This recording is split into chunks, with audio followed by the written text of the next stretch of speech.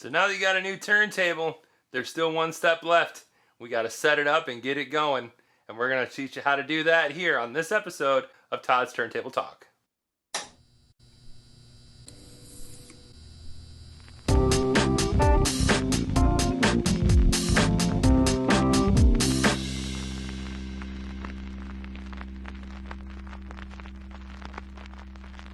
Before we get going here, I want to remind everybody, if it's your first time on this channel, or if you haven't had a chance to do so yet, please hit that subscribe button, as well as the bell notification, both located underneath this video to let you know when a new episode drops every time on our channel. So you got a new turntable, and the new turntable has a weighted tone arm, and you're looking at that and all these knobs and buttons, and you're going, what the hell do I do with this thing? Ah! Well, don't worry, it's not as scary as it might seem, and I'm going to walk you through it. So what you're going to need before you start anything, once you unbox your turntable and put it all together, or just bring it home depending if you've bought it used, you're going to need to go on a website called vinylengine.com. It's a completely free website. You have to sign up, but there's no cost or anything. It's completely free. Now you're signing up for that because what you need to get is what's known as a protractor. These protractors are used to align the cartridge on the end of the tone arm that the needle is attached to give it the most even feel across the whole record. It really helps with sibilance a lot, where the hard S's and T's come across a lot harder and distorted through your speakers. You want to adjust this cartridge to avoid that as much as you can. So when you get online and you do it, you're going to go to the protractors and you're going to download what is called the stupid protractors. You get a PDF from vinylengine.com right here, completely free to print out. And most people are going to use the Bayerwald protractor, which is the one on the top here.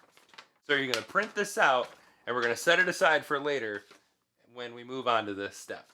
So now it's time to start setting everything up, and it's really just a few simple steps. Now I want to make sure, before we start all this, make sure to unplug your turntable, as you don't want the turntable turning on during this process at all. You want to make sure that it is always off.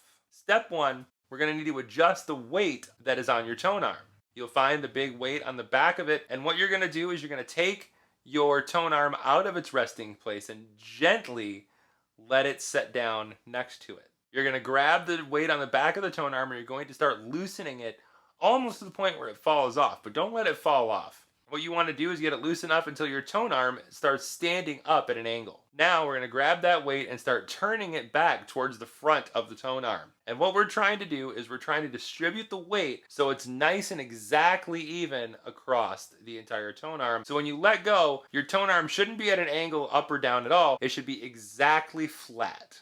Once you've achieved that, we're going to take the tone arm and put it back in its resting place and clip it in place. Next, you'll notice a dial on the front of the weight. This dial is actually how many grams of pressure are going to be put down once you put the needle down. It keeps the needle down on the record and keeps it in the grooves. What we're going to do first is zero it out so it's exactly at zero. And then your turntable should have come with an instruction manual. If the turntable you bought didn't come with an instruction manual, there's a lot of great websites that you can look up the PDF manuals for absolutely free. Vinyl Engine has a ton of them on there you can get absolutely free. In the instruction manual, it will tell you the exact recommendations it has as far as weight. Now, a lot of times they will give you a minimum and a maximum, and I like to go right in the middle. Now for my needle, which is a Shure needle, it recommended between a 0.75 and 2. So what I did is I made sure and had the dial set to around 1.5. So whatever the recommendation it gives you, kind of split the difference and go right down the middle. If you find it's not enough, you can always increase it. But just make sure you don't increase it so much that you start hearing dragging sounds or it's digging into your records. That's bad. You don't want that. So get it as close as you can. Next comes the Antiskate, which is located next to your tone arm. And the basic rule of thumb is to have the Antiskate be about the same number as the weight dial on your tone arm. So mine's at a 1.5. The Antiskate dial will also be set at 1.5.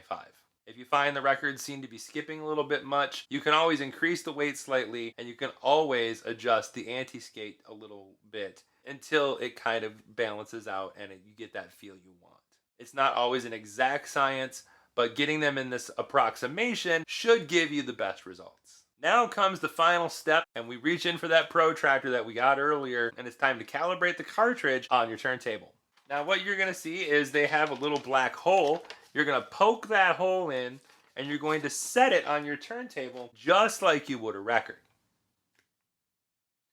Now you're going to rotate it and you're going to pick up your tone arm, and you want the needle to fall exactly in the cross section of the two lines, right in the dead center. And try not to move that paper. We don't want the paper to be scratching our needle because it could really, really damage your needle. Give it a nice overhead look. If the end of the cartridge lines up completely across with the line on that protractor grid, you're off to a really good start. Now, if none of this lines up, all you do is simply take a small screwdriver and you're going to unscrew slightly the two screws located here.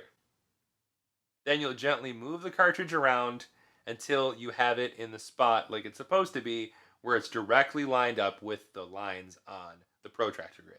Now tighten those screws up, lift your tone arm up, move the grid over, and do the same thing for the grid in the inside. The idea is we want the cartridge to be lined up as close as we can with both grids, not just the one. Now you're not going to get it exactly perfect, and that's okay. I still can't get mine exactly 100% perfect, but as close as you can get is going to still be pretty good. You're not going to notice drastic sibilance issues unless your cartridge is really unaligned, and then you need to take care of that. So once you got your cartridge aligned, now your turntable is completely set up. You can plug it back in, hook it back up, put a great record on, and just let the music take you wherever you want to go.